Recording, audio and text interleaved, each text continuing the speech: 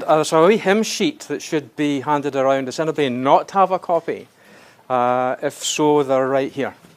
So what I'm going to do is, what's going to happen is I'll ramble on for half an hour or so, and then I'll hand you over to my colleague, Corey Gibson, who, with other colleagues, has produced the guideline that's on the site on the website for the curriculum. And you'll find there, I've looked at it, it's terrific, I think.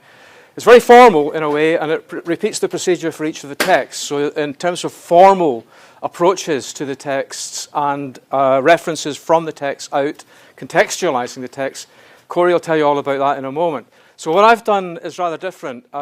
What I've done in the handout that I've passed around and what I'm going to be saying in the next half hour or so is a more personal ramble, if you like, through these poems. The poems on the set texts, there are, as you know, the Bonnie Earl Murray, the Twa Corbies, a Red Red Rose, Lochinvar, Auntie, Little Girls, and if I get a chance to move on, finally I'll bring you back to a few images and a surprise. But in the first part of the presentation, I just want to refer to the poems that are on the handout. I've copied and pasted the actual text of the poems so you have them in front of you. And there are a few things I want to just pick up and draw out from these. Start off with three paired propositions, themes, if you like, that run through all of them. One, domesticity and political expediency. The idea that so many of these poems refer to domestic situations or circumstances that can be seen as local and particular and personal, but at the same time, that personal, the famous second wave feminism, the personal is the political, the famous phrase that this is still the fact, comes into all of these poems if you want to apply that sense of it. The personal is the political. Domesticity and political expediency. Two, participation and resistance. The invitation in any social circumstance to participate in it or to acquiesce in it or to resist it and perhaps to change it. And three, orality and the literary art. We've touched on this with Gina's presentation about the stories. And very specifically in that presentation and looking at those specific stories, there's an overlap and an interface and an intermingling of senses of orality and the oral tradition. One of the texts that I always refer my students to is the Walter Benjamin essay called The Storyteller, where he makes a very, very great distinction between the oral tradition and the literary tradition, saying that the novelist or the writer of published works of fiction is never with you when you read them. But the storyteller in an oral tradition always is. And I think, I'm going to say this as a proposition, in Scottish literature, particularly in the late 18th and into the 19th centuries, you have a particular situation that pertains in other parts of the world too, but it has very specific bearing on writers like Burns, Hogg, Ramsay, and Scott, where oral storytelling and songs are being collected and put into print. So this ambiguity that's there in the print culture also enriches and is enriched by the oral tradition as well. This is very pertinent in James Hollick's Confessions of a Justified Sinner, for one key classic text. But what we're looking at in these poems, first of all, well, let me see. Ye Hielands and ye Lowlands, oh, where hae ye been? They slain the Earl of Murray and laid him on the green. He was a braw callant and he rade at the ring. Oh, the bonny Earl of Murray, he should have been the king. I've changed the text and the words a wee bit. No. But oh well, okay, go ahead. Applaud if you want. But I want to begin with the sense that these first three poems in this list are songs. In the big book that Emma referred to, the chapter, I'm always feeling a bit contentious when I talk about Burns in any sense. But my chapter on Burns begins that there's no point talking about Burns at all unless you have a sense of the music of Burns. And the Habby Sampson stanza is a musical stanza. It's not a rhetorical stanza about walking and eloquently expounding where you're finding and what you're finding around you, as in Wordsworth. It's a stanza where the Scots language is used musically. The rhythmic snap of that stanza is very particular to a musical form. And these songs that we're beginning with the text with are music. They're ballads, the first two particularly, the Twa Corbies and the Bonnie Earl of Murray, are, well, as a literary critic, you might begin suggesting this.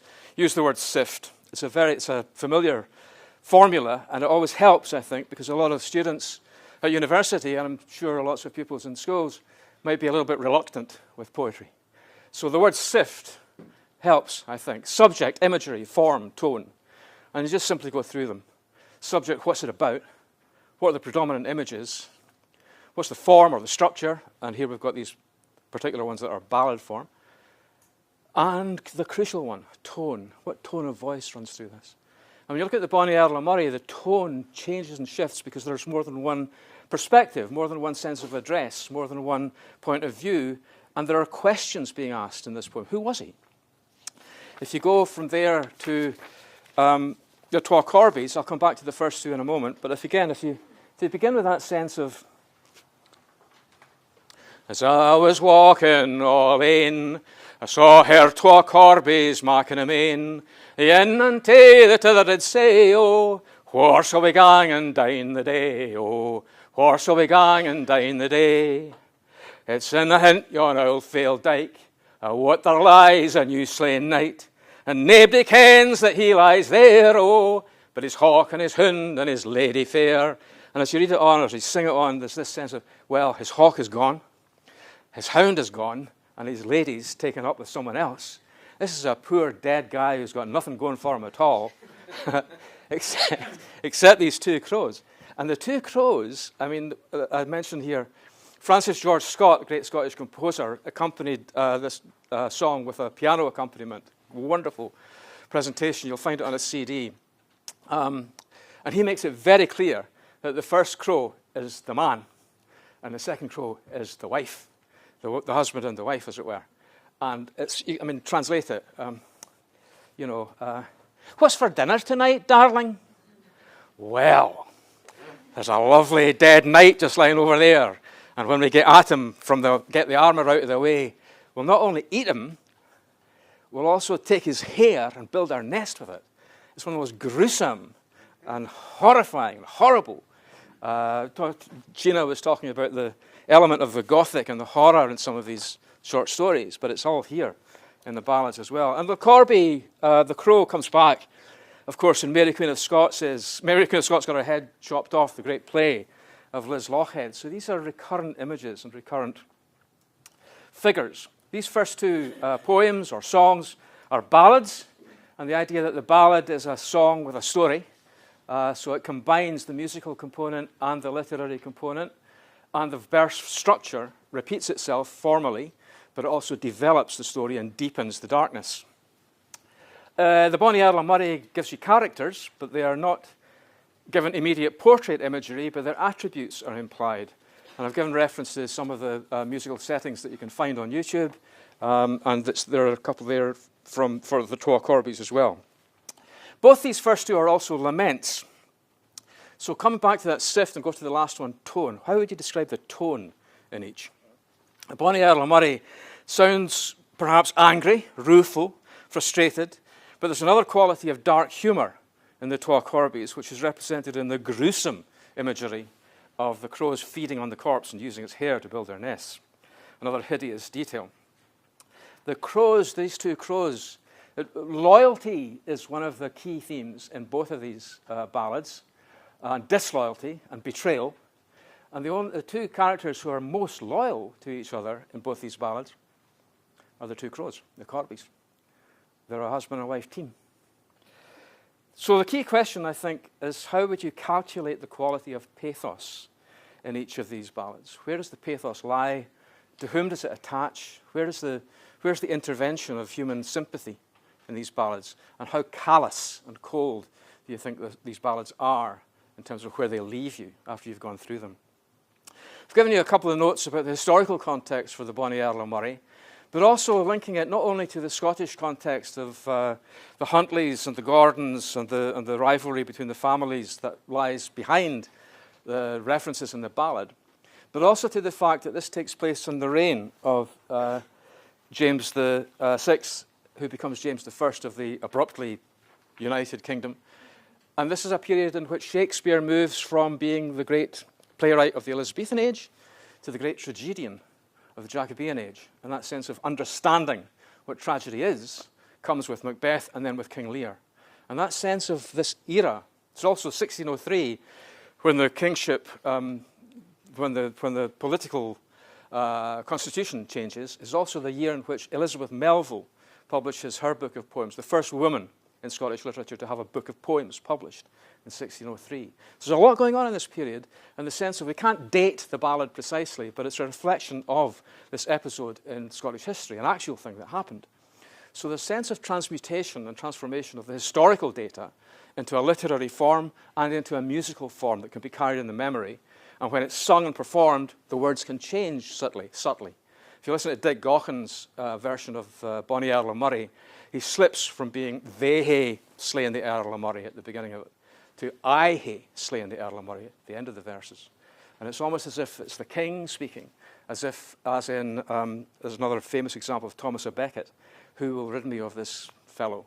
And they go out and kill him. He didn't really mean him to be killed.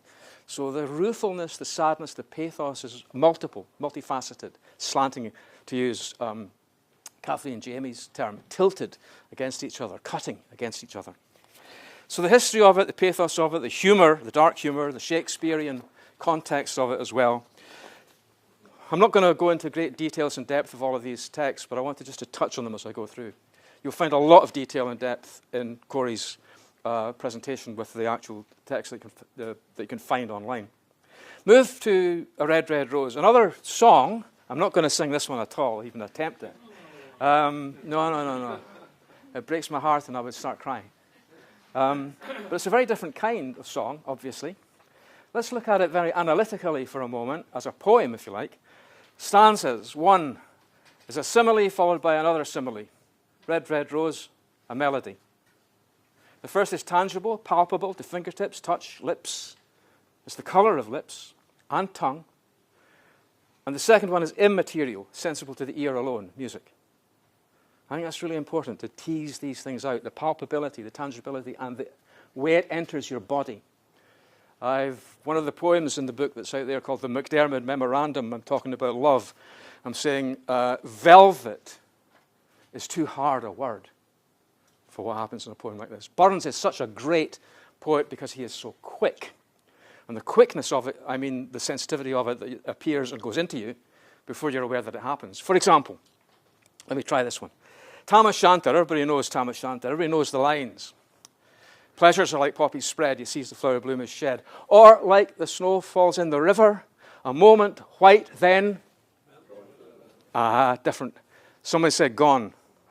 Wrong. Bottom of the class. Someone said melts. Top of the class. The point about it is when he says melts, it's a present tense. So you get the snowflake falling into the river and it melts. That means that you always see the snowflake. It is not gone forever. It's there in the process of melting. That's how quick Burns can be. And there's no, A Red, Red Rose, I think, is the most difficult poem to read as a poem, to analyze as a poem. You sing it, it's beautiful, and you want to just say, that's all there is to say. But no, we're in a different business. We're actually trained to read against the grain now, to actually analyze it in such a way. So a simile followed by another simile, one palpable, the other aural. Then stanzas 2 and 3 are comparisons, parallels, promises, pledges. All the sea is going dry. I'll love thee. The rocks melt with the sun. I'll love thee still. And then finally 4, a fond farewell. A promise of return. I'm suggesting that we might compare the proclaimers. If you remember 500 miles. I'm not going to sing that one either. I would walk 500 more just to be the man who walked 1,000 miles to fall down at your door. So these pledges of immortal commitment. And then Burns at the end of it says, well, I'm going to love you forever. Cheerio now. So there's a real sense of where does that progress take you? Pathos, again, pathos. Really, you have to be sensitive to the music of it because that's what triggers the sensitivity of the poem. You can't really make fun of that or it'll make a fool out of you. But it's also that sense of structuring, careful structuring and ambiguities of commitment. What I've given you there are a couple of long quotations that take you outside of the poem and point you in different directions. One, Colin Will, I've just lifted these from the on-site resources, gives you a history of the horticultural history of roses, which I thought was kind of helpful, but also locates it in terms of what Burns would have seen. And very fascinating, I thought. He talks about it as pink, not red, and recollecting that the dog rose, newly sprung in June, Colin says, "I don't see the big blousy blossoms of today's suburban gardens. I see the tightly folded red velvet lips in an Ayrshire hedgerow." That's a helpful piece of historical reference, I think. And then there's a history of geology, which also comes into it. And then Edwin Morgan picks up on that. And again, I'm not sure how much, if any of this will actually be useful in the classroom, but I hope it might inform helpfully how you think about such poems in such ways that might push it further forward. So Morgan rereads the poem and refers to James Hutton, the contemporary geologist who wrote The Theory of Earth, who looked at deep time, and deep time, in a sense, is what the poem is about. Deep commitment, deep time. And I'm remembering the poem that Edwin Morgan wrote for the ASLS, retrieving and renewing what we do. We look into the past, we look into the history, we do the research, and we retrieve the work, and we renew it, we refresh it. So when Morgan is writing about The Theory of Earth in Sonnets from Scotland, he's also doing a reading of, a revisioning of the Burns poem. I'll leave you to read these longer sections, just to draw attention on page 6 to the reference to the Son of Fire. And the Son of Fire, as explained here, might be a reference to the devil, might be a reference to Burns, but it's also a reference to the idea of energy, William Blake's Orc. And it's the idea of energy, I think, that propels the Red, Red Rose and Morgan's sense of the quality of power running through all these poems. The power of humanity, the power of love, the power of commitment, the power of identifying and investing in that commitment in such a way that is very elusive to try and explain, but comes through in the language of the poem. Was Burns immoral? Or was he aligned with this energy in such a way that you might call it amoral? Moving on, Lochinvar has energy of a different kind.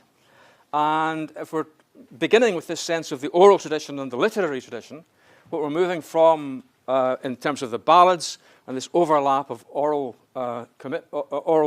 communication in song with Burns, collecting, writing, and then communicating through song. We're now entering into a literary tradition which has a different kind of energy. In both of the poems, I've given you Lochinvar itself, and again, I've suggested in the note that I made on it that the considerations you might bring to these poems, the one I've given you for comparison is Jock of Hazeldean. It's a very similar story. The commitment of Lochinvar to the young woman is about to be denied by her family, but he basically kidnaps her and rides away with her consent, presumably. Although there is that episode where he I love this. One touch to her hand and one word in her ear.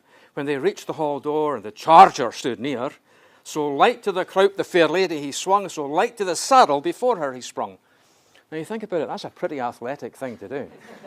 He puts her up behind the saddle and he just leaps onto the saddle before her. Are you there, darling? Right, let's go. And of course they're on the run, they're on the chase. Neither woman in Lochinvar nor Jock of Hazeldean is named. Jock of Hazeldean is given the title, and Lochinvar is given the title. But the woman in both poems, I think, has agency. She has choice, and it's a choice to deny the patriarchy. It's a choice to deny the family that she's coming from. But the patriarchy and the misogyny and the authority of the families that are evoked here are up to be contested by the lover, by the lovers, and by the poems themselves. But this, I think, is also a movement away from the orality and the immediacy of those earlier poems you looked at to a much more literary convention. And I think it's evident in the versification of Lochinvar, particularly. The presentation of her betrothed, Lochinvar comes in. The bride had consented. Lochinvar's been off gallivanting, The gallant came near, but the bridegroom, a laggard in love and a dastard in war, for the poor craven bridegroom said never a word when he's confronted with this dashing young lover coming in to whisk away the bride. The bride kissed the goblet, the knight took it up, he quaffed off the wine and he threw down the cup. She looked down to blush and she looked up to sigh with a smile on her lips and a tear in her eye. The rhythm is so regular, the versification is so neat. This is what Ezra Pound would rail against when he said, don't compose in the sequence of the metronome, tick-tock, tick-tock, here we go, here we go. Compose in the sequence of the musical phrase. Well, this is music of a kind, but it's music of a very literary, artificial kind. The artifice of this poem comes through not only in the rhythm of it and the regularity of the rhymes, but also in the theatricality of it. So in the sense of considerations that I've noted there. Theatricality, literariness, narrative structure, characterization, masculinity, femininity, in what kind of social order, tension, dramatic action, depiction, castles, halls, chapels, goblets, candles, horses, board, all scene staging, props for actors. Unconscious humor. And this is my contentious question. If we were to find the actions of the characters in this poem, Lochinvar, ridiculously funny, unbelievable, and the language stilted, arch, falsified, fancy, these responses might not be entirely inappropriate. If we do feel that way, then why do we feel like that with a poem like this? Is it that Scott is a literary poet, evoking an oral tradition of song and storytelling, while he himself is not of that tradition? He's drawing from it, but his writing is for literate readers to imagine it. So a theatrical proposition. Moving forward very quickly, I want to get right through this, because when you look at the poem called Auntie, I think a couple of things to note here. Form and tone, structure, sift, form and tone, the last two. Tense, and I think this links back to Kathleen Jamie's poem that Peter was talking about, Crossing the Loch. One of the things most remarkable about that poem is how the tenses change from thinking about remember how, the past, to what they're doing at the present time, crossing a loch with nuclear submarines underneath it, to then speculating about the future that has already happened. She says in that poem that we have met people that we did not know then, and we have had children, and therefore will have children. So the sense of the present, the past, the future is all combined. And I think this is something similar happening in this poem, Auntie. My aunt's hands are present tense, and they smell. There's that other sense involved. Touch, sound, taste, smell. A gardener in the kitchen. I remember your skin, past, intimacy. Remember what I said right at the start about domesticity and political engagement? Understanding these texts in terms of the political aspect of the domestic situation seems to be important. And then present and happening.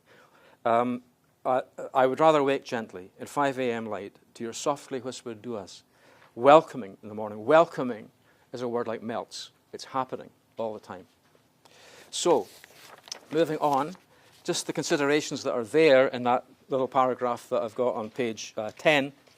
Characterization, family relations, memory, senses. The word dua literally means a request, an invocation, a supplication, the asking of a servant, a believer for the Lord or for the Creator, whatever your belief or your metaphor might be, to help and support them. Essentially, duas are prayers, supplications, or invocations in Islam. Might the poem itself be described as a secular dua? It's also an obad, a dawn poem from the start of the day, coming out of the night, but also childhood coming out of the generations that precede it. I've given you another poem to compare, Aunt Jennifer's Tigers by Adrienne Rich, the sense that art has a virtue that preserves energy and even frustration and anger that goes beyond the individual life. The virtue of Auntie, I think, is that it is a preservation of that individual life and that moment and that relationship across the generations. Little Girls, Len Penny. I'm kind of reversing the Ezra Pound dictum in this one, because what you've got here is a militant poem using, again, a kind of Lochinvar rhythm that's repetitive, stressing the rhymes and the regularity of the rhythm, because it's in opposition to what it's a manifesto of assertion. In a way, it's in opposition to the kind of repressive regime which it attacks with its own weaponry, if you like. The little girl stands on a knife-covered ledge, dancing till blood starts to drip from its edge. In a way, it reminds me of Helen Adam, that use of a ballad rhythm, repetitive rhythm, but to turn it into a kind of gothic and to make it more extreme than the sensitivity of the precision of the poem ante before that. The insistent rhyme. And the men chime in, silence, girl, don't make a fuss. I'd never do this, it's not all of us. So the opposition is very clearly, in a way you might say it's a banal opposition, but it's nevertheless a very powerful one. Banality doesn't disqualify the power of what's being described here. So what you've got here, going back to that political and domestic opposition that I mentioned at the beginning, is a rejection, a very absolute rejection, a very firm rejection of surrender or of acquiescence. This is a poem of resistance. So Len Penny is taking the reactionary regularity of the rhythmic convention and using it against masculine authority. So I've just touched on each of these poems as we've gone through them. I've put into, again, for contrast or comparison, a couple of quotations. You're not going to get away from this, from Hugh MacDiarmid. And he talks about the typical reader of a poem by one of the poets that he really detested, Roy Campbell. And if you look at the top of page 12, he talks about this character, a man whose fat finger takes off the feet in Campbell's lines, left, right, and whose aesthetic sense delights to hear the recurrent crack of the hippopotamus hide whip or to note the sibilance as of rubber truncheons every here and there. This is the opposition in Len Penny's poem. And Len Penny's poem uses that rhythm to emphasize what's being opposed here. The other one there, the effort of culture, I think this is worth remembering and worth having, because I think in this poem, in these lines, MacDiarmid actually does tell you what it's for and why all of these poems contribute to the argument in such a positive way. Let me just quote a wee bit of it. The effort of culture. This is about the value of the effort of culture. The effort of culture is towards greater differentiation of perceptions and desires and values and ends, holding them from moment to moment in a perpetually changing but stable equilibrium. That's the key thing. That's the essential thing I wanted to get across. But I've got a few minutes left, and before I stop, I thought I might just try and do this, which is to range a wee bit more widely into the next part of the curriculum and say just a few words and to put some more Scots into the air of MacDiarmid's poem called The Bonnie Brook at Bairn. And that's the poem, and it's also there, I should mention, in the Voices of Scotland anthology, which I think, is this available online at the moment? Not yet, but the anthology is still available from ASLS. Yeah. Wonderful resource. I wanted to bring this into the conversation partly because it puts Scots right into the air emphatically, and they've got it there. And so again, I think some pupils or students particularly might be reluctant with a poem like this. It's very dense, it's very tight. Peter quoted the Watergaw, this one also, but I think it's so important. It's well, to translate it, many of you will know this poem very well, but it's in two dimensions, I think, two separate dimensions. One is Dickensian, about poverty and wealth, and the other is astronomical, about the earth being the cradle of life. And if you think of it in that way, I'm going to come back to the text, but if you think of it just in terms of the astronomy of the world, Earth being the cradle of life is surrounded by the planets and the moon in the solar system. And MacDiarmid has this so precisely in the poem, and you can think of it in that way, but it's also the mythological dimensions of what Mars and Venus and the moon are.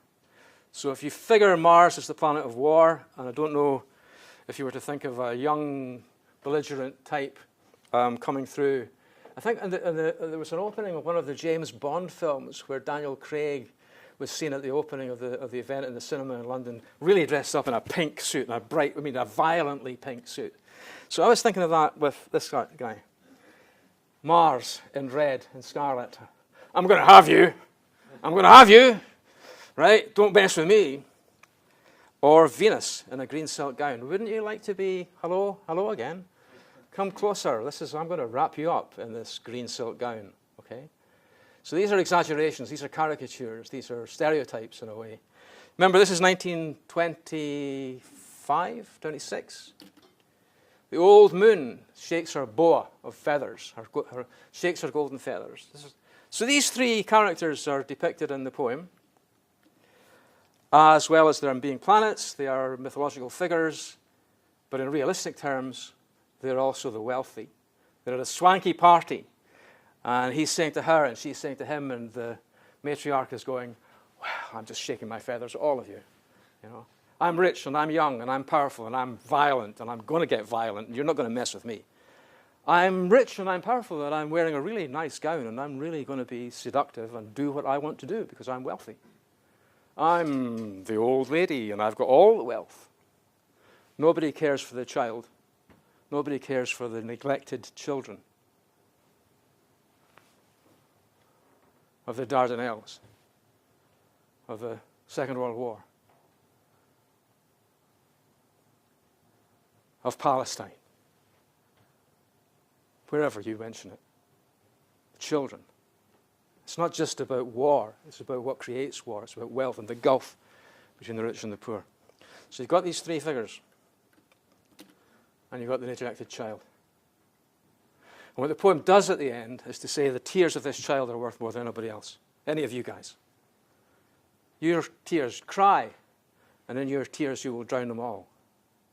And if you translate all of that back to the cosmos, when you think of the weather of the earth, where it'll be like today, supposing this were night and the storms were coming down, you can't see the stars. You can't see the planets. You can't see the moon because of the clouds and the storms. And what the poem is ending with is the sense that a storm is coming. And it's here, various parts of the world, right now. And what the poem is doing in a nutshell is saying it's coming.